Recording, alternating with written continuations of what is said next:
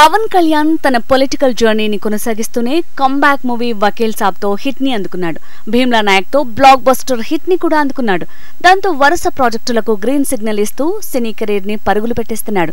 తొలిసారి pan India star గా హరిహర వీరమల్లు చిత్రంతో ఎంట్రీ ఇవ్వడానికి రెడీ అవుతున్నాడు పవన్. గబ్బర్ సింగ్ లాంటి బ్లాక్ బస్టర్ ని రూపొందించిన హరిశంకర్ డైరెక్షన్ లో భవదీయుడు భగత్ సింగ్ గా సందడి చేయబోతున్నాడు. వినోదయ సీతం తమిళ చిత్రం రీమేక్ లో కూడా నటించడానికి అంగీకరించాడట పవన్. సురేందర్ రెడ్డి డైరెక్షన్ లో మరో భారీ ప్రాజెక్టు రూపొందబోతోంది. ప్రముఖ మీడియా సంస్థ జీ గ్రూప్ పవన్ కళ్యాణ్ తో 2 భారీ చిత్రాల్ని నిర్మించేందుకు ముందుకొచ్చింది. ఇన్ని చిత్రాలతో తమని ఎంటర్టైన్ చేయబోతున్నందుకు పవన్ పట్ల ఎంతో ఖుషీగా ఉన్నారు ఫ్యాన్స్. కానీ 2024లో అధికారం పొందటమే ఆశయంగా ఎన్నికల్లో పాల్గొంటానని ఇటీవల ప్రకటించాడు పవన్. ఈ నేపథ్యంలో ఇన్ని భారీ చిత్రాల నిర్మాణం సాధ్యమవుతుందా అనే అనుమానాన్ని వ్యక్తం చేస్తున్నారు ఫ్యాన్స్. ఎన్నికలకు గడువు సమీపిస్తున్నందున ఈలోపు పవన్ సినిమాలు తెర మీదకొస్తాయా అనే ప్రశ్నకు జవాబు దొరకడం కష్టమేనంటున్నారు సినీ విశ్లేషకులు.